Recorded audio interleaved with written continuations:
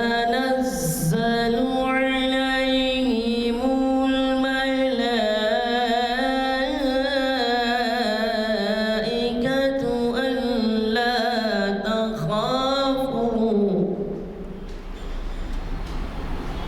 ألا تخافوا ولا تحزنوا وأبشروا بالجنة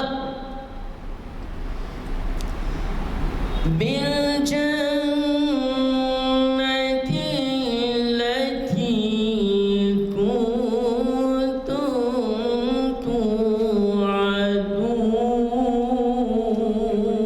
توعدون نحن أولياؤكم في الحياة الدنيا وفي الآخرة ولكم فيها ما تشتهي أنفسكم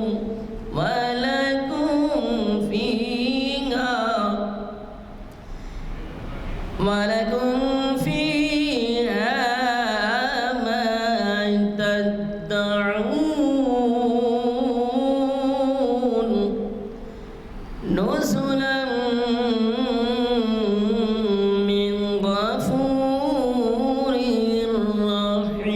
رحيم صدق ورحمۃ اللہ وبرکاتہ۔ الحمدللہ آج بروز پیر بعد نماز اثر مسجد حاضر کے کانفرنس ہال میں شریعت انفارمیشن سروس کا 903واں لیکچر ہے۔ آج کا عنوان ہے الہی قانون اور انسانی قانون کے اثرات ہمارے سماج پر۔ آپ کے مقرر ہیں جناب سید سلطان محی الدین صاحب۔ الحمدللہ اس سے پہلے بھی آپ کا کئی لیکچر ہو چکے ہیں، تعارف کے محتاج نہیں ہیں۔ میں آپ لوگوں کے درمیان زیادہ حائل ہونا نہیں چاہتا، ادباً گزارش کرتا ہوں سید سلطان محمد صاحب محی الدین صاحب کو کہ ڈائس پر آئیں اور ہمیں مخاطب فرمائیں۔ ورحمۃ اللہ وبرکاتہ۔ الحمدللہ نحمدہ ونستعینہ ونستغفرہ ونؤمن بہ ونتوکل علیہ ونعوذ باللہ من شرور انفسنا ومن سیئات اعمالنا من یہدہ اللہ فلا مضل له ومن یضلل فلا ہادی له ونشهد ان لا الہ الا اللہ وحدہ لا شریک له له الملک وله الحمد وهو على كل شيء قدیر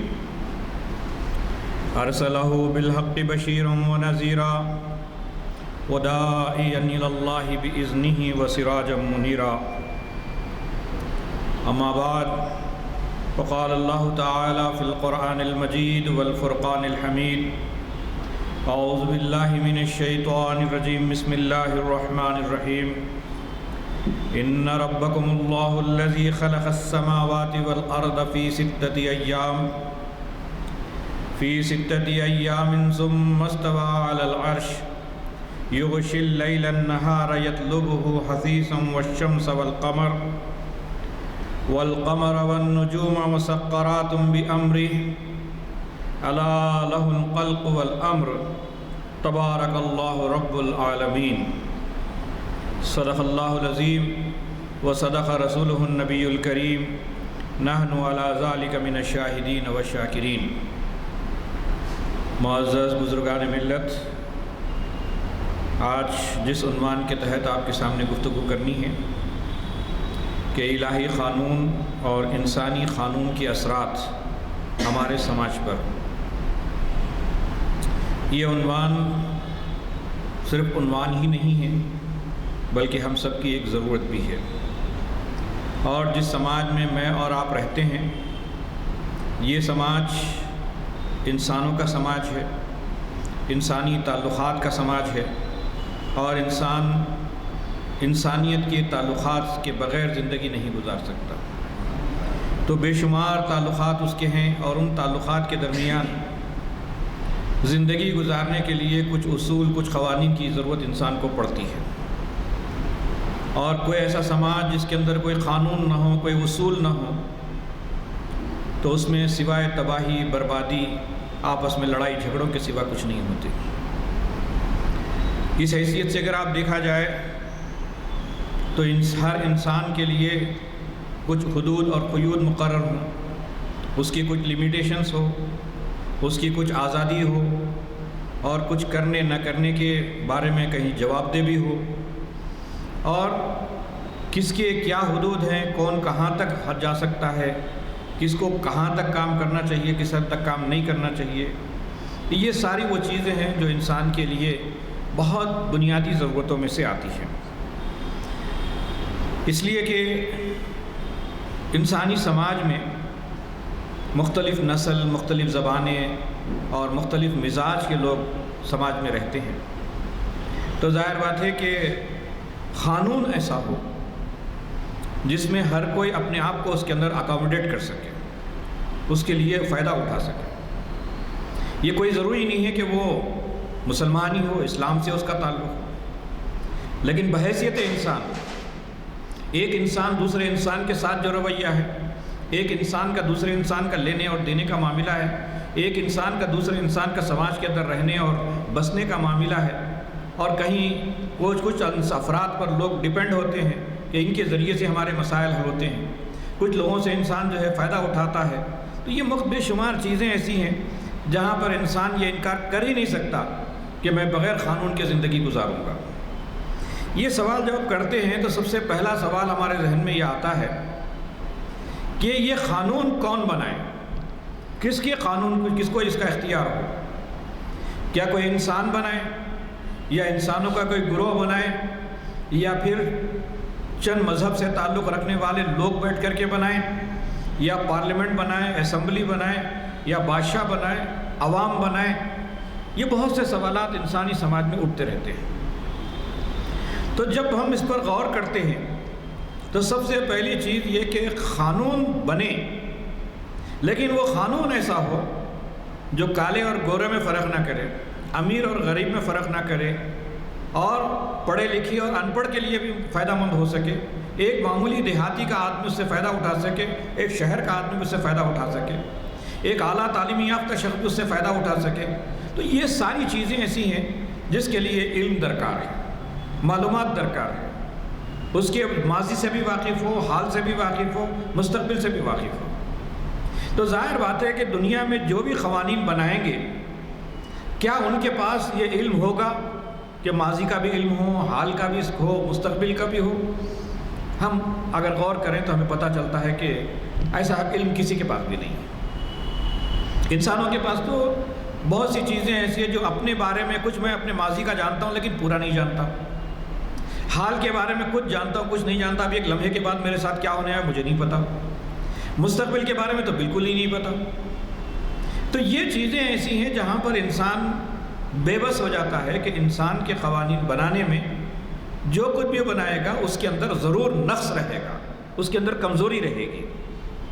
دوسری چیز یہ ہے کہ چلیے بہت محنت کر کے بہت سی معلومات کو جمع کرنے کے بعد کچھ قانون بن جاتے ہیں، لیکن وہ قانون چند دنوں کے بعد یا زمانہ بدل جاتا ہے، حالات بدل جاتی ہیں، ضرورتیں بدل جاتی ہیں، تو کیا وہ قانون اس وقت باقی رہے گا؟ پھر قانون کو چینج کرنا پڑے گا۔ تو کیا ہمیشہ ہم اپنے قانون کو چینج کرتے رہیں گے؟ یہ بھی ایک بہت بڑا مسئلہ ہے۔ تو ظاہر بات ہے کہ مستقبل کا علم بہت ضروری ہے، اور مستقبل کا کسی کے پاس بھی، نہ کسی پارلیمنٹ کے پاس ہے، نہ کسی اسمبلی کے پاس ہے، نہ کسی اس میں انسانی گروہ کے پاس ہے۔ پھر اس کے ساتھ ہم اس پر غور کرتے ہیں کہ انسانی تجربات جو ہیں، کہ ان تجربات سے کیا فائدہ اٹھایا جا سکتا ہے۔ کچھ فائدہ اٹھایا جا سکتا ہے، ساری چیزیں فائدہ نہیں اٹھائی جا سکتی۔ یہاں جب آنے کے بعد ہم غور کرتے ہیں کہ دنیا میں جو قوانین آج تک کے بنتے رہے ہیں یا جنہوں نے بھی بنایا ہے، ایسا نہیں ہے کہ لوگوں نے قانون نہیں بنایا، بہت بنائے ہیں۔ آج بڑی بڑی عدالتیں قائم ہیں، قانون کی بڑی بڑی کتابیں لکھی جاتی ہیں، اور قانون داں اس وقت موجود ہیں، سب لوگ یہ کام کرتے ہیں۔ لیکن اس کا اگر ہم نچوڑ نکالیں، لب لباب نکالیں کہ یہ قانون کے بنانے کے لیے بیسک ریسورسز کیا ہیں، یعنی وہ ذرائع کیا ہیں جس کے ذریعے سے انسان قانون بناتا ہے، تو سب سے پہلی چیز یہ بات سمجھ میں آتی ہے کہ انسان کی عقل، کہ انسان کے پاس اللہ تعالیٰ نے آپ کو کچھ عقل دی ہے، میرے کچھ عقل دی ہے۔ لیکن کچھ چیزوں کی ایسی معاملہ یہ ہے کہ کچھ آدمی بہت دور تک سمجھ لیتا ہے، بعض آدمی صرف اپنے حد تک سمجھ پاتا ہے، بعض آدمی سمجھ ہی نہیں پاتا کسی چیز کو۔ تو اب عقل کا استعمال اگر کریں گے تو ہم کس کی عقل کا استعمال کریں گے؟ کون سا آدمی کی عقل اتنی مضبوط ہوگی کہ وہ ایسا قانون مرتب کرے جو ہر انسان کے لیے اپلیکیبل ہو جائے؟ یہ اس کے لیے ممکن نہیں ہے۔ پھر دوسری طرف یہ ہے کہ انسان کی خواہش ہے۔ اب خواہش پہ اگر آپ کہیں تو ہزاروں خواہشیں ایسی کہ ہر خواہش پہ دم نکلے، بہت نکلے میرے ارمان، لیکن پھر بھی کم نکلے۔ اب کس کی خواہش مانیں گے؟ بڑوں کی خواہش سنیں گے، بچوں کی خواہش سنیں گے، انٹلیکچوئل لوگوں کی خواہش سنیں گے، عوام کی خواہش سنیں گے، حکمرانوں کی خواہش معلوم کریں گے؟ کس کی خواہش کی پوری کریں گے؟ وہاں بھی اس سمجھ پیدا ہوتا ہے کہ انسان کے پاس جو خواہشیں وہ ان لمیٹڈ ہیں، جس کی وجہ سے کبھی کبھی انسان ان خواہشات کو پورا کرنے میں اپنی جان تباہ کر دیتا ہے۔ آدمی کو شراب پینا بہت پسند آیا تو اب شراب پی کے اپنے آپ کو تباہ کر لیا، زنا بہت پسند آیا تو زنا کے اندر ڈوب کے رہ گیا، جوا اور سٹا کھیلنا پسند آیا تو وہاں رہ گیا آدمی۔ تو ایسی خواہش ہے جس کا انسان کو خود اپنی تباہی کے لیے نقصان ہوتا ہے۔ تو اسی لیے یہ بات بھی کہی جا سکتی ہے کہ اس کی جو خواہشات ہیں وہ خواہشات بھی قانون بنانے میں اس کو مدد نہیں کر سکتی۔ ایک اور چیز کہا جاتا ہے کہ انسان کے پاس سائنس ہے، علم ہے، معلومات ہے۔ سائنس اسے کہتے ہیں جس سے اپنی آنکھوں سے دیکھ کر کے، زبان سے چکھ کر کے، چھو کر کے کسی چیز کو معلوم کر لینا کہ بھائی یہ چیز کو میں نے دیکھا، میں جانتا ہوں کہ یہ مائک ہے تو اس کا مطلب بائک ہے، اگر میں نہیں دیکھا تو نہیں ہے، ایک اندازہ ہے، قیاس ہے، ایسا ہو سکتا ہوگا۔ تو اب سائنس کا معاملہ بھی یہ ہے کہ ہر سال سائنس بدلتی ہے، ہر لمحے بدلتی ہے۔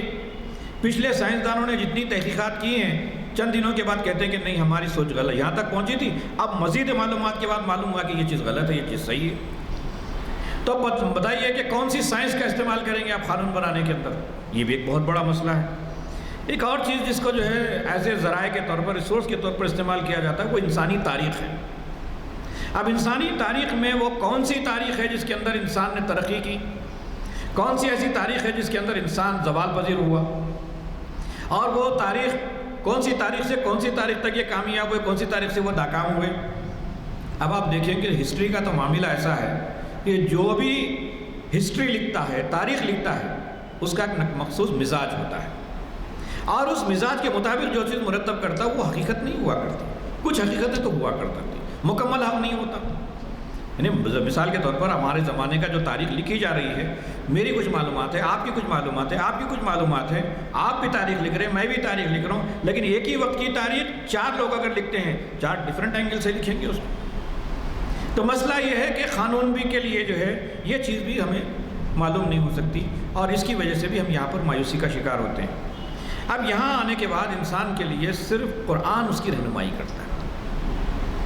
وہ کہتا ہے کہ اے انسانوں، تم پریشان ہونے کی ضرورت نہیں ہے، تمہاری عقل، تمہاری خواہش، تمہاری سائنس اور تمہارا جو تاریخ کا حصہ ہے، یہ سب چیزیں عدلتے بدلتے رہتے ہیں، لہذا تم اگر اس کے ذریعے سے جو بھی قانون بناؤ گے وہ تمہارے لیے نفع بخش نہیں ہوگا، بلکہ وہ قانون بنائے جس نے تم کو پیدا کیا، جس نے زمین اور آسمان کو پیدا کیا، جس نے انسان کی اول کو بھی جانتا ہے، اس کے حال کو بھی جانتا ہے، اس کی مستقبل کو بھی جانتا ہے۔ علم کا عالم ہے، علام الغیوب ہے، ساری غیب کی چیز میں اس کو ہی جانتا ہے۔ یعنی آج سے ہزاروں سال بعد کیا ہوگا اس کو بھی اللہ تبارک و تعالیٰ معلوم ہے، آج سے 1000 سال پہلے کیا ہوا تو وہ بھی اللہ تبارک و تعالیٰ کو معلوم ہے۔ تو گویا کہ اللہ تبارک و تعالیٰ قرآن مجید میں سورہ طٰہٰ کی آیت نمبر 50 میں اللہ تعالیٰ ذکر کرتا ہے کہ الذی اعطی کل شیء خلقہ ثم ہدی. اللہ تعالیٰ کہتا ہے کہ ہمارا رب وہ ہے جس نے پیدا کیا اور اس نے راستہ دکھایا. یہ کوئی معمولی بات نہیں ہے. مثلاً یہ کہ اللہ تبارک و تعالیٰ نے مچھلی کو پیدا کیا، مچھلی کہاں رہنا ہے اس کو بتایا کہ پانی کے اندر رہنا ہے، پانی میں تیرنا ہے، تیرنا بھی اسی نے سکھایا. کس نے آ کے سکھایا اس کو؟ ایک پرندے کو پیدا کر دیا، پرندے کو اڑنا کس نے سکھایا؟ ایک انسان کو اللہ تبارک و تعالیٰ نے پیدا کیا، دنیا میں آنے کے بعد اس کی غذا کہاں ہے، دودھ کہاں ہے، دودھ کو کیسے پیا جاتا ہے، کس نے سکھایا؟ اللہ تعالیٰ نے قدرتی طور پر اس کو سکھایا ہوا ہے. بہت سی چیزیں انسان کو سکھانے کی ضرورت نہیں رہتی، اللہ تعالیٰ ان بلڈ، اللہ تعالیٰ انسان کے اندر وہ چیزیں پیدا کر کے چھوڑ دیتا ہے. اسی لیے اللہ تبارک و تعالیٰ کہتے ہیں کہ الذی خلق کل شیء خلقہ ثم ہدی، کہ اللہ تبارک و تعالیٰ وہ ہے کہ ہر چیز کو اس نے پیدا بھی کیا اور اس کے ساتھ اس کو ہدایت بھی دی. اب اس کے بعد اللہ تبارک و تعالیٰ ایک اہم ترین سوال پیش کرتا ہے. پوری دنیا پہ انسان اگر غور کر کے دیکھے تو ساری کائنات اللہ تبارک و تعالیٰ کی بات مان رہی ہے.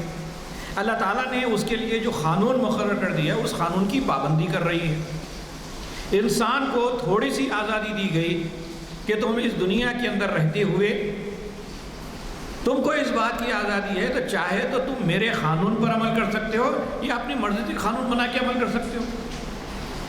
لیکن جب بھی انسانوں نے اللہ کے قانون کو مان لیا وہ کامیاب رہے، وہ پریشان نہیں ہوئے، ان کی فطرت کے مطابق تھا. لیکن جن لوگوں نے اس کو چھوڑ کر کے قانون بنایا وہ خود پریشان ہوئے. آپ دیکھیں گے کہ بعض مذاہب کے اندر ملتا ہے کہ جو ان کو شادی کی ضرورت ہی نہیں ہے، بغیر شادی کے رہتے ہیں، بغیر کپڑے پہن کر رہتے ہیں. اس سے کیا ہوگا کہ آدمی کپڑے اتار دینے سے یا آدمی ننگا ہو جانے سے یا آدمی شادی نہ کرنے سے کیا انسانی سماج کا کوئی مسئلہ حل ہو سکتا ہے؟ ایک آدمی کی کامیابی تو ہو سکتی ہے لیکن انسانی سماج تختہ ہو جائے. تو انسانوں کو زمین پر پیدا کیے جانے کا مقصد ہی وہاں پر فوت ہو جاتا ہے.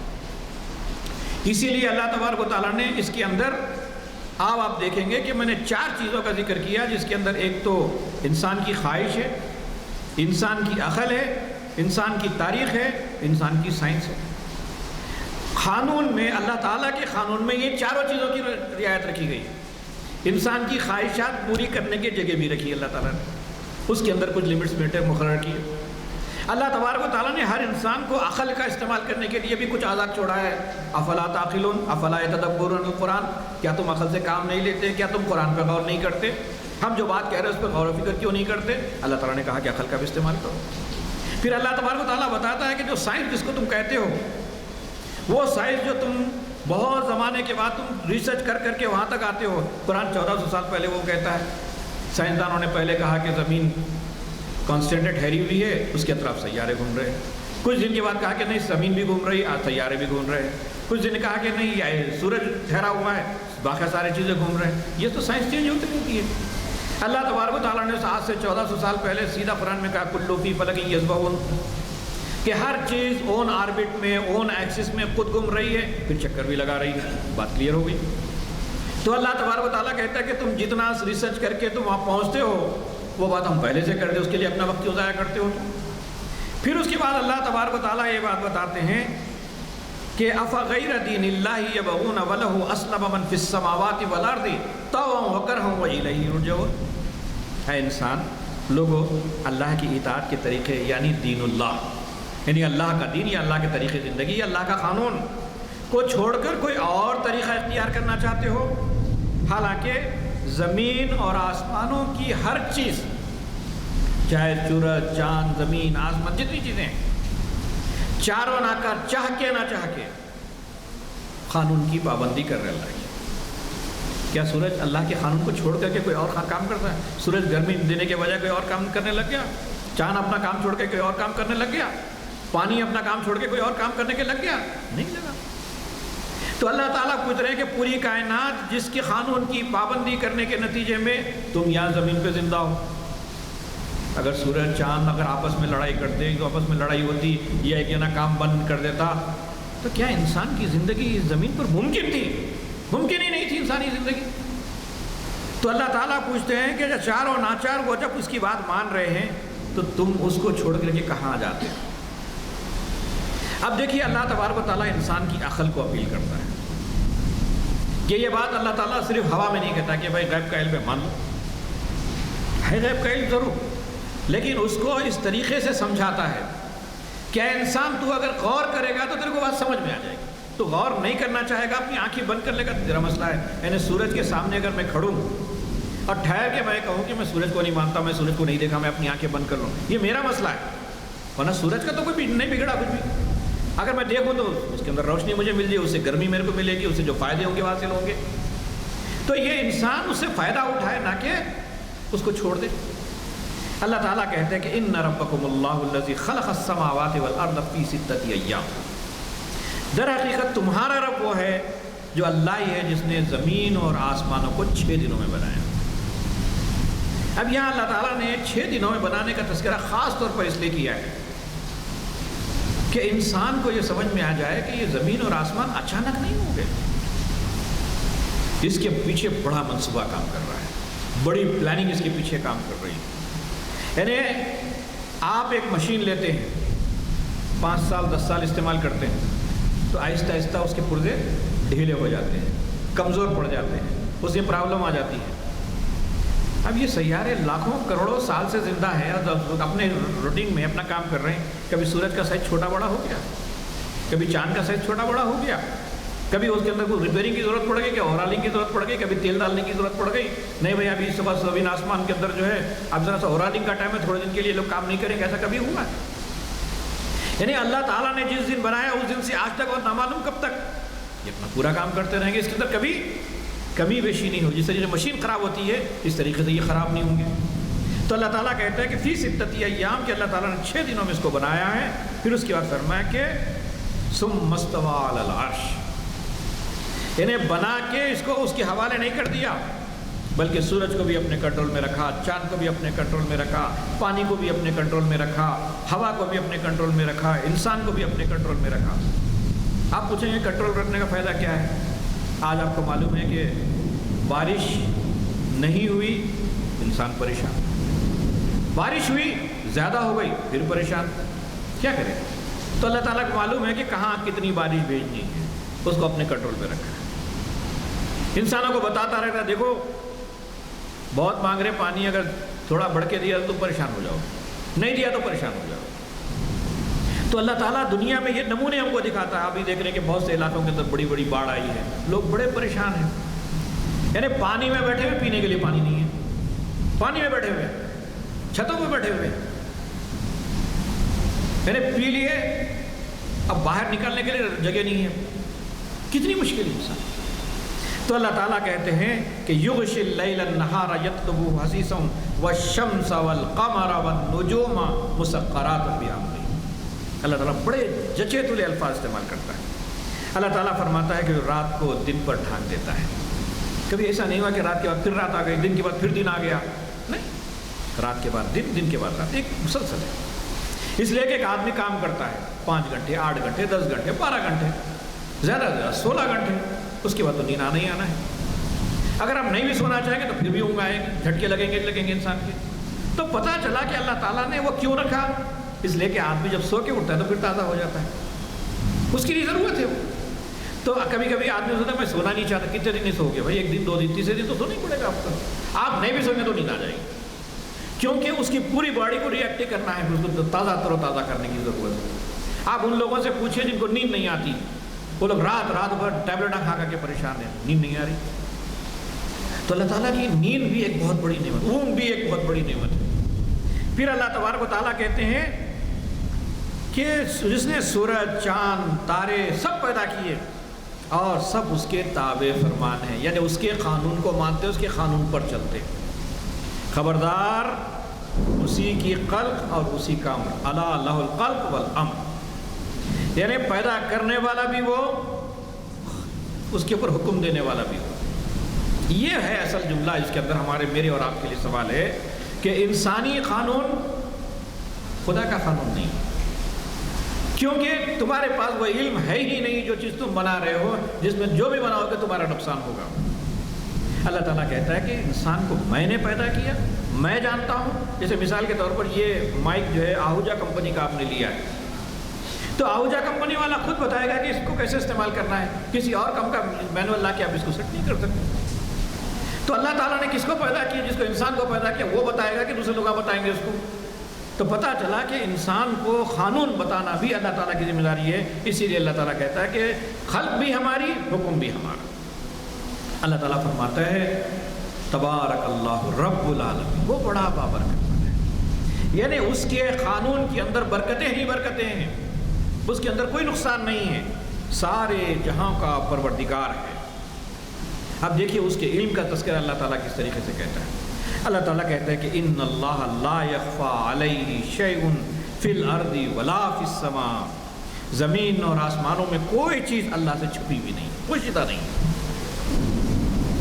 میرا معاملہ یہ ہے کہ میں آپ لوگوں کو دیکھ رہا ہوں، میرے پیٹھ کے پیچھے کیا اور نہیں معلوم. آپ مجھے دیکھ رہے ہیں، آپ کے پیچھے کیا اور آپ کو نہیں. اتنی علم کا کمزوری ہے ہمارا. لیکن اللہ تعالیٰ ہمارے پیچھے ہی نہیں دیکھ رہا، ہمارے پورے ماضی کو دیکھ رہا.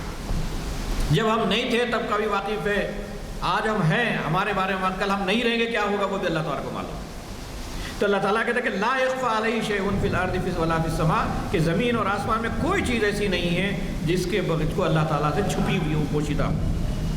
پھر اللہ تبارک و تعالیٰ ایک اور چیز بتاتا ہے کہ قانون میں جو چیز کی سب سے زیادہ ضرورت ہوتی ہے وہ عدل و انصاف کی ہے. اب عدل اور انصاف جب لفظ استعمال کیا جاتا ہے تو اکثر لوگوں کو بڑا کنفیوژن ہوتا ہے کہ عدل انصاف دونوں ایک چیز سمجھتے ہیں. ان دونوں لفظوں کو اگر آپ سمجھیں گے تو دونوں کے معنی الگ الگ ہیں. کہ انسان کے لیے کہیں عدل کی ضرورت پڑتی ہے، کہیں پر انصاف کی ضرورت پڑتی ہے. اس کو ایک مثال سے میں سمجھاتا ہوں. انصاف یہ ہے کہ 4 روٹی ہے، 4 آدمی ہیں، سب کو ایک ایک روٹی بانٹ دی جائے، یہ انصاف ہے. عدل کیا ہے؟ ایک آدمی اس میں سے آدھی روٹی کھانے والا ہے، ایک آدمی پوری روٹی کھانے والا ہے، ایک آدمی 1.5 روٹی کھانے والا ہے. تو جس کو آدھی روٹی چاہیے اس کو آدھی ملے، جس کو 1 روٹی چاہیے اس کو 1 روٹی ملے، جس کو 1.5 روٹی چاہیے اس کو 1.5 روٹی ملے. اس کا نام عدل ہے. ان دونوں کے اندر فرق نہیں کیا. اب آپ بولیں گے بھائی سب کو ایک ہی سائز کا کپڑا پہنا دوں گا. ارے بھائی ایک آدمی موٹا ہے، ایک آدمی پتلا ہے. عدل نہیں. انصاف اگر آپ کریں گے نہیں، انصاف کا معاملہ ہے میرے پاس، ہر ایک کو 2 میٹر کا کپڑا. ارے 2 میٹر میں ایک آدمی کو بس ہی نہیں ہوتا، ایک آدمی کو پہنا کے بچ جاتا. انہیں پھینک دینا اور انہیں جو ہے لٹکتے رہنا، اس کو اس کا ڈن ہی نپٹے گا. تو اللہ تعالیٰ کہتا ہے کہ نہیں، ہر جگہ انصاف نہیں چلے گا، ہر جگہ عدل بھی نہیں چلے گا. تو جہاں عدل کی ضرورت ہوگی اللہ تعالیٰ وہاں پر عدل کرے گا، جہاں انصاف کی ضرورت ہوگی وہاں انصاف کرے گا. اکثر جو ہمارے ملک میں جو سوالات اٹھائے جاتے ہیں کہ مرد اور عورت کو برابر، ٹھیک ہے آپ کے حساب سے تو برابر ہے، آپ کہہ رہے ہیں کہ سب کو انصاف ہونا چاہیے. بھئی عورت کے اوپر کچھ اور مسائل ہیں، اس کے کچھ گھریلو زندگی ہے، اس کے جسم کی ساخت اللہ تعالیٰ نے الگ بنائی ہے، مرد کا ساخت الگ بنائی ہے. مرد کو محنت کرنے، کمانے، باہر کی چیزوں کو غور و فکر کرنے، بڑے بڑے مسائل کو جھیلنے کی صلاحیت اس کے اندر دی. بچوں کو سنبھالنے، بچوں کے حساب سے اس کو بنایا ہے. تو یہاں بھی انصاف کرو گے آپ. اگر یہاں انصاف کرو گے تو کہ بھائی یہ عورت جو ہے حمل کے دن بھی اٹھائے، اس کی پریگننسی کے مصیبتیں بھی اٹھائے، اور پھر اس کے ساتھ بچے پیدا ہونے کی مصیبت بھی اٹھائے، جا کے کام بھی کرے. دوسرا آدمی مرد ہے، اس کو تو یہ ساری چیزیں ہیں ہی نہیں، انہیں کمانا چھوڑ کر کے جو گھر میں کھانے پکا لیتے بڑھ جائے. کیا وہ ہے انصاف؟ یہ انصاف نہیں ہے، یہ تو جو ہے ظلم ہے لوگوں کے اوپر. اگر اس کو اب کیا جاتا کہ اگر ان لوگوں کے ساتھ اگر عدل کیا جاتا کہ مرد کے حساب سے مرد کو دیا جائے، عورت کے حساب سے عورت کو دیا جائے. اب یہ قانون وراثت پر ہمارے پاس سوال کیا جاتا ہے کہ بھئی عورت کو مرد کے مقابلے میں آدھا کیوں دیتے آپ؟ مرد کو 1 روپیہ دے رہے تو عورت کو بھی 1 روپیہ دو، انصاف کرو آپ. بھئی عورت کے اوپر تو جو معاشی ذمہ داری ہے ہی نہیں. کیوں نہیں ہے؟ جب تک کہ وہ بیٹی ہے باپ کی ذمہ داری ہے، اگر باپ نہیں ہے تو بھائی کی ذمہ داری ہے، اور اگر اس کے بعد شادی ہو گئی تو شوہر کی ذمہ داری ہے، اور اس کا شوہر نہیں ہے تو بیٹوں کی ذمہ داری ہے. تو مرد کے اوپر مالی بوجھ پڑا، عورت کے اوپر مالی بوجھ نہیں ہے. دوسری طرف مرد کو جو ہے ڈبل کیوں دیا جا رہا؟ اس لیے دیا جا رہا ہے کہ وہ جو ہے والدین کی بھی خدمت کرنا ہے، بیوی کی بھی خدمت کرنا ہے، بچوں کی بھی خدمت کرنا ہے، سماج کی ضرورتوں کو بھی دیکھنا ہے. تو اب انصاف کے ساتھ اگر آپ انصاف کرو گے تو مسئلہ خراب ہو جائے گا. تو اس کے لیے یہاں پر عدل کی ضرورت پڑتی ہے. اسی لیے اللہ تبارک و تعالیٰ کہتا ہے کہ وَمَن يَتَعَدَّ حُدُودَ اللَّهِ فَقَدْ ظَلَمَ نَفْسَهُ. جس نے اللہ تعالیٰ کے قائم کیے ہوئے حدود یا لیمیٹیشنز کو توڑا یا اس کی خلاف ورزی کی، فقط ظلم نفسا، اس نے اپنے اوپر ظلم، لوگوں پہ ظلم نہیں کیا، اس نے اللہ پہ ظلم نہیں کرا، انہیں اپنے آپ پہ ظلم کر لیا۔ کتنی بڑی بات ہے۔ آج آپ دیکھ رہے ہیں کہ انسان پریشان کیوں ہیں؟ اب انسان کی خواہش کو آپ لیجئے، خواہش کا مسئلہ یہ ہے کہ وہ چاہتا ہے کہ بھئی 50 عورتوں کے ساتھ اس کی تعلقات رکھے۔ اللہ تعالیٰ کہتا ہے کہ یہ کوئی حد ہی نہیں ہے، آپ کی ایک لمٹ 4 ہے۔ اس میں بھی کہا گیا کہ آپ اگر 4 کے ساتھ عدل نہیں کر سکتے، ایک پہ اکتفا کرو۔ قرآن مجید کا دنیا کی کوئی کتاب نہیں کہتی آپ کو۔ انصاف کی بات ہے کہ نہیں، عدل کی بات ہے کہ نہیں ہے؟ یہاں اللہ تبارک و تعالیٰ، یہاں تو معاملہ یہ ہے کہ لوگ یہ کہتے ہیں کہ بھئی نہیں، ایک ہی چھونا چاہیے، جنم جنم کا ساتھ ہونا چاہیے۔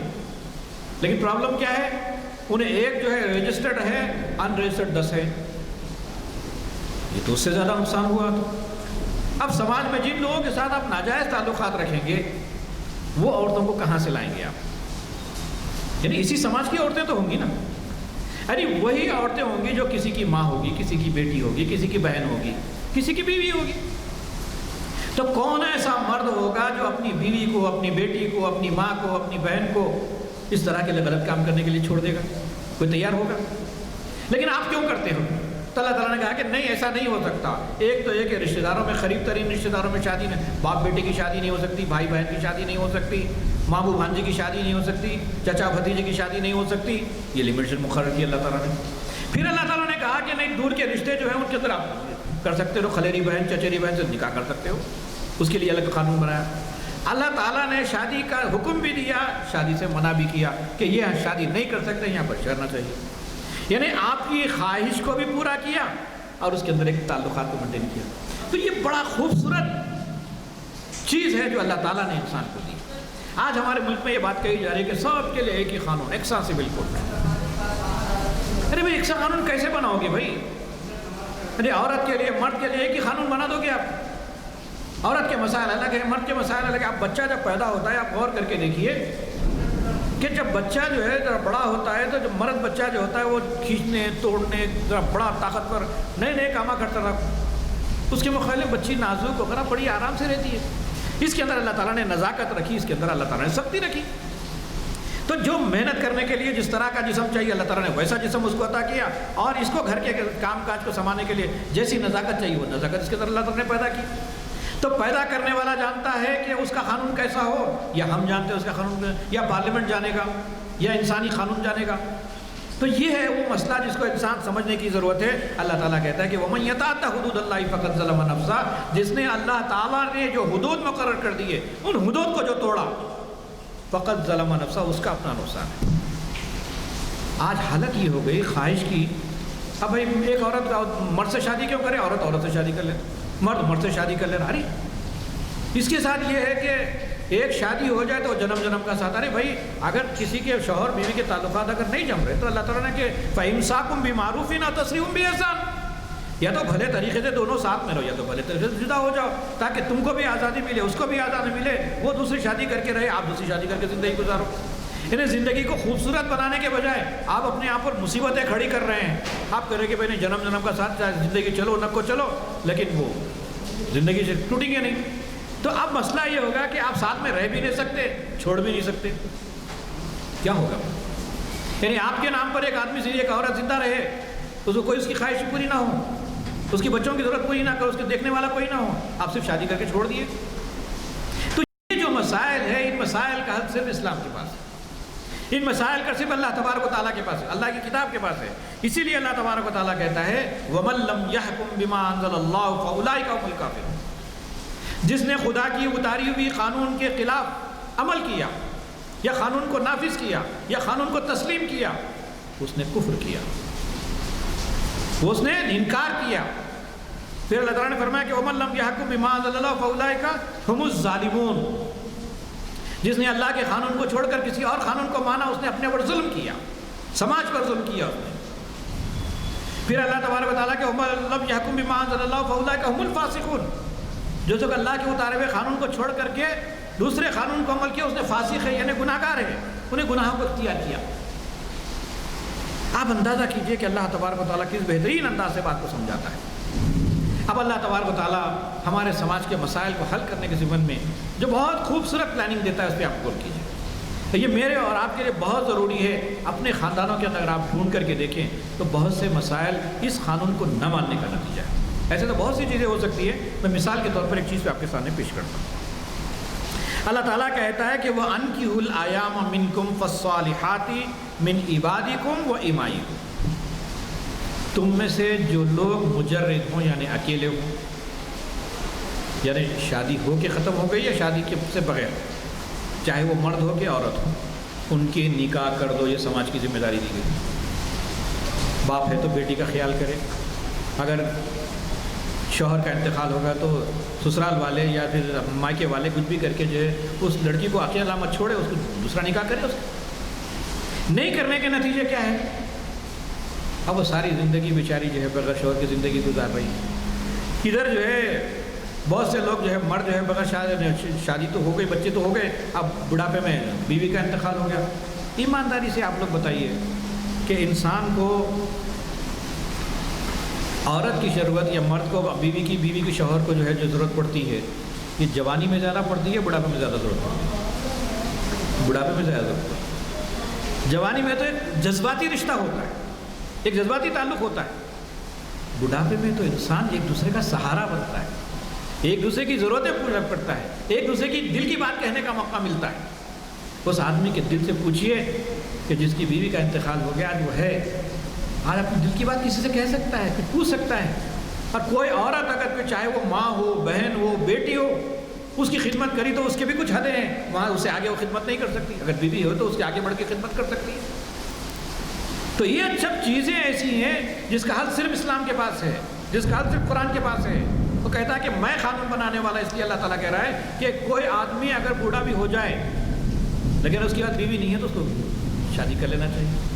اللہ ایک صحابی ہیں, رسول ہیں, غالباً مجھے ایگزیکٹلی نام ان کا یاد نہیں آ رہا, انہوں نے کہا کہ اگر مجھے معلوم ہو جائے کہ 1 ہفتے کے بعد مجھے موت ملنے والی ہے, میں مرنے والا ہوں, اگر اس دوران میں اگر میرے پاس کوئی بیوی نہیں ہے تو میں چاہوں گا کہ شادی کروں. اب آپ دیکھیں کہ شادی کرنا کوئی وہ نہیں ہے, اس کے فائدے بتاتا ہوں.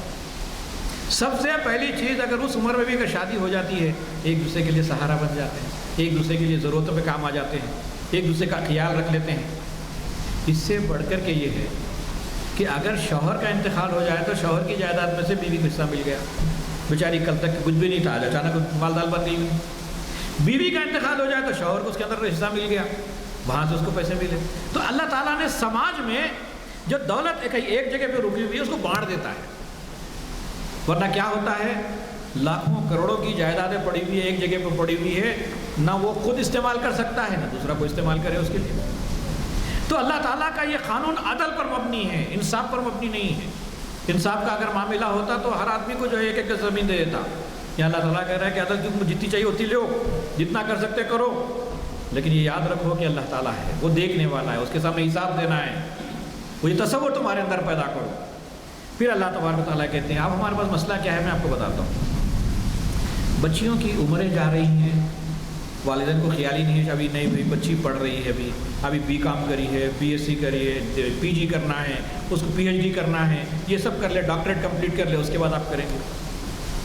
نتیجہ کیا ہو رہا ہے کہ بچیاں جوان ہو جاتی ہیں, بچے جوان رہتے ہیں, ناجائز تعلقات قائم ہو جاتے ہیں, اور اس کے بعد آپ بول رہے نہیں ابھی اور دیر سے کریں گے. تو سماج کس کا برباد ہو رہا ہے. اچھا, بچیاں کی جب جو ہے اچھے, آج کل آپ کو معلوم ہے بچیاں بہت زیادہ پڑھ رہی, بچے پڑھ نہیں رہے. اب بچیوں کا جب اسٹیٹس بڑھ جائے گا, وہ لیول کے لڑکے نہیں ملیں گے اب آپ کو, جب کیا کریں گے آپ. بچی تو ڈاکٹر بن گئی, ڈاکٹر کا لیول ڈاکٹر نہیں مل رہا, آپ کیا کریں گے آپ اس کو, کیا زندگی بس کو ایسے ہی رکھیں گے آپ. اسی لیے اگر آپ جو ہے ابتدائی دنوں میں اگر دونوں کی شادی کر دیتے, وہ بھی ڈاکٹری پڑھتا ہی نہیں پڑھتا, انہیں فیل بھی ہو جاتا, تب بھی انہیں زندگی چلتی, کم سے کم خراب تو نہیں ہوتی. تو پتہ چلا کہ جب عمر ہو جائے تو شادی, اللہ تعالیٰ کہہ رہا ہے کہ وَأَنْكِحُوا الْأَيَامَ مِنْكُمْ, کہ تمہارے اندر جو بھی مجرد ان کے نکاح کر دو. پھر فرمایا کہ ایک بڑی اہم بات اس کے اندر بتائی, إِن يَكُنْ فُقَرَاءَ يُغْنِهِمُ اللَّهُ. یہ آیت بہت زبردست جملہ ہے. اکثر لوگ یہ کہتے ہیں کہ بھائی ارے کیا کرنا, بھائی میرے پاس طاقت نہیں ہے, میرے پاس پیسے نہیں. اللہ تعالیٰ کہہ رہا ہے کہ اگر تم ہم جیسا قانون بتائے اس مطابق تم شادی کرو گے تو آنے والی رزق اپنا لے کے آئے گی، تم کو رزق تم کیا رزق کھلا دیتے ہو؟ اس کے ذریعے سے اللہ تعالیٰ تمہارے رزق میں اضافہ کرتا ہے۔ بلکہ ایک حدیث میں یہ بات بھی آتی ہے کہ تمہارے زیر نگی جتنے کمزور لوگ ہوں گے اللہ تعالیٰ اتنا رزق تم کو دے گا۔ کبھی کبھی ہم سوچتے ہیں ارے بھائی بوڑھے ماں باپ، ارے کیا بولے بھائی، جب دیکھو ان کو دواخانے کو لے جاؤ، ان کو فلان لے جاؤ، اتنے پیسے خرچہ ہو جا رہے۔ پیسے خرچہ نہیں ہو رہے، آپ جتنے پیسے ہو ماں باپ پہ خرچہ کرو گے اللہ تعالیٰ تمہارے جیب میں اتنے پیسے ڈالتا رہے گا، کبھی تمہاری کمی نہیں محسوس ہوگی۔ لیکن آپ اکیلے ہو جاؤ، ماں باپ کو چھوڑ دو، سب کو چھوڑ دو، پیسے بڑھ جاتے ہیں آپ کے پاس؟ نہیں بڑھتے، آپ کے پیسے بسیج نہیں ہوتے آپ کو۔ پھر اس کے ساتھ یہ ہے کہ اگر آپ جن لوگوں پہ خرچ کرنا چاہیے تھا آپ نے خرچ نہیں کیے، آپ گھر میں تو رکھ کے نہیں بیٹھ سکتے۔ اب آپ یا تو جوا کھیلو گے، شراب پیو گے، یا تو گندے کام کرو گے، یا تو سماج کو برباد کرو گے۔ تو اللہ تعالیٰ کہتا ہے کہ نہیں، یہ سب کچھ دولت جو ہے تقسیم ہونے کے لیے، سب لوگوں کے مسائل حل کرنے کے لیے، اسی لیے تم کو اللہ کے قانون کو ماننا چاہیے، یعنی الہی قانون کو مانے، انسانی قانون کو نہ مانے، اس لیے کہ الہی قانون پہ جو اثرات سماج پہ ڈالتا ہے وہ انسانی سماج کا جو قانون ہے وہ کبھی انسانی سماج پہ نہیں ڈال سکتا، یہ فطرت کا قانون ہے۔ پھر اللہ تعالیٰ کہتے ہیں واللہ من فضلہ واللہ واسع علیم، اللہ تعالیٰ بڑے فضل والے ہیں، اس کو معلوم ہے کون غریب ہے، کون امیر ہے، کس کے کیا مسائل ہے۔ آپ دیکھیں گے کہ یتیم بچے رہتے، چھوٹے چھوٹے بچے ہیں، شوہر کا کسی ایکسیڈنٹ میں انتقال ہو گیا، کچھ بھی ہو سکتا ہے، کبھی بھی کسی ساتھ ہو سکتا ہے، تو کیا وہ چھوٹے چھوٹے بچوں کو رکھ کے ویسی رہے عورت؟ اللہ تعالیٰ کہتا ہے کہ وَإِنْ خِفْتُمْ أَلَّا تُقْسِطُوا فِي الْيَتَامَىٰ فَانكِحُوا مَا طَابَ لَكُم مِّنَ النِّسَاءِ مَثْنَىٰ وَثُلَاثَ وَرُبَاعَ، کہ تم اگر یتیموں کے ساتھ ناانصافی کرنے سے ڈرتے ہو تو ان بچوں کو باپ مل جائے، وہ بیوہ کو ایک اور شوہر مل جائے، مسئلہ حل ہوا۔ تو پتہ چلا کہ اس کو ایک شوہر بھی ملا، ایک بچوں کو باپ بھی مل گیا، ایک باپ کی حیثیت سے سرپرستی بھی حاصل ہوئی، اور اللہ کے رسول نے فرمایا کہ جو یتیموں کے سر پر ہاتھ پھیرا وہ اور میں دونوں جنت میں اس طریقے سے رہیں گے۔ کتنی بڑی چیز ہے۔ تو یہ اللہ کا قانون ہے، یہ الہی قانون ہے، یہ الہی قانون انسان پر بڑے اچھے اثرات مرتب کرتا ہے۔ اس کے مقابلے میں اگر ہم یہ کہتے ہیں کہ نہیں بھائی اب وہ یتیم بچے کا کیا ہوگا، وہ جو ہے متبنہ لے پالک بچے کا کیا ہوگا، آپ جو ہے نکاح میں طلاق رکھ کر کے بڑی پریشانی ہو گئی، یہ سب آپ کے کریٹ کیے ہوئے ہیں، اللہ تعالیٰ نے کوئی کریٹ نہیں کیا ہے۔ اللہ تعالیٰ نے سب کے مسائل کو حل کیا ہے اور آپ اس کو بگاڑ رہے ہیں۔ میں اللہ تعالیٰ سے دعا کرتا ہوں کہ اللہ الہی قانون کو تسلیم کرنے کی ہمیں توفیق عطا فرما۔ اے اللہ تو مالک ہے، تو پروردگار ہے، تیرا حق ہے، ہم اس قانون کو مانیں، اے اللہ ہمیں اس کی توفیق عطا فرما۔ آج تک اس معاملے میں جو غلطیاں اسے ہمیں معاف فرما۔ اے اللہ ہمیں ایک مسلمان ہونے کی حیثیت سے تیرے قانون پر عمل کرنے کی توفیق عطا فرما۔ اے اللہ ایک مسلمان ہونے کی حیثیت سے دنیا کے سامنے اس قانون کو پیش کرنے کی ہمیں توفیق عطا فرما، اس کی صحیح نمونے کو بتانے کی توفیق عطا فرما۔ اے اللہ اس معاملے میں اب تک ہم سے جو غلطیاں ہوئی ہیں ان غلطیوں کو معاف فرما، اور اے اللہ ہمیں توفیق عطا فرما کہ ہم زیادہ سے زیادہ تیرے قانون کی پابندی کریں۔ رب اغفر ورحم وانت خیر الراحمین برحمتک یا ارحم الراحمین، وآخر دعوانا ان الحمد للہ رب العالمین۔ السلام علیکم ورحمۃ اللہ وبرکاتہ۔ ماشاء اللہ آپ کے مقرر صاحب سید سلطان معین الدین صاحب نے بہت ہی عمدہ بیان دیا ہے، بڑی بڑی گہری باتیں بتائی ہیں الحمدللہ۔ سب سے پہلی بات انصاف اور عدل کے جو انہوں نے تعریف کی ہے الحمدللہ، ہم کو آج جو ہے اس میں فرق محسوس ہوا، ورنہ بس ادب بول رہے ہیں، انصاف بول رہے ہیں، عدل بول رہے ہیں، انصاف بول رہے ہیں، ایسے چلا لے رہے ہیں، مگر ماشاءاللہ ہماری دعا ہے اللہ تعالیٰ ان کے علم میں برکت دے اور خوب ترقی عطا فرمائے، صحت عطا فرمائے سب، اور جو ہے ان کے ساتھ ہم کو اور مواقع ملے، ان کے اور کئی محفلیں ہم ان کے اٹینڈ کر سکیں۔ اور آج کے جو عنوان تھا الحمدللہ آج کی سخت ضرورت کا تھا، آنکھ کھلی تو وہی ہے، سو رہے تو وہی ہے، کیا موجودہ حالات کے حساب سے بہت موضوع تھا، بہت ہی اچھا جو ہے رہا۔ ہم سب کی دعا ہے اللہ تعالیٰ آپ کو خوش و خرم رکھے، صحت سے رکھے، آپ ان کے علم میں ترقی اور برکت عطا فرمائے۔ اور سامعین کسی بھی میں بہت مشکور ہیں الحمدللہ، باوجود بارش کے آپ لوگ کافی دور دور سے بھی آتے ہیں، ان میں دو ایک ساتھ ماشاءاللہ اللہ ان کے علم میں ترقی عطا فرمائے۔ الحمدللہ رب العالمین، بسم اللہ الرحمن الرحیم۔ کریں۔ اللہ ہم سب کی دعاؤں کو قبول فرما۔ جو بزرگ حضرات یہاں سے گزر چکے ہیں، جو جوان دنیا سے رحلت کر گئے ہیں، اللہ ان کی مغفرت فرما، ان کے درجات میں بلندی عطا فرماتے ہوئے ان کے درجات میں بلندی عطا فرمائے۔ خصوصاً اس محفل کے ایک سامعین میں تھے جو یہاں کارنر پہ بیٹھتے تھے کوٹ میں، ان کا بھی عید کے ایک دن پہلے ہوا، اللہ ان کے درجات میں خوب بلندی فرمائے۔ اور ابھی اسی ہفتے جو ہے شبیر صاحب کی جو ہے اہلیہ کا بھی انتقال ہوا ہے، ان کے بھی جو ہے مسز کو اللہ تعالیٰ اعلیٰ مقام عطا کرے، اور ان دونوں گھرانوں کے متعلقین کو صبر جمیل عطا فرمائے۔ سب کے ساتھ ساتھ ہمارے جتنے عزیز و قریب رشتہ دار والدین جن کے گزر چکے ہیں، اللہ ان سب کی مغفرت فرما، ان کے درجات بلند فرماتے ہوئے ان کی قبروں کو جنت کا باغ بنا دے۔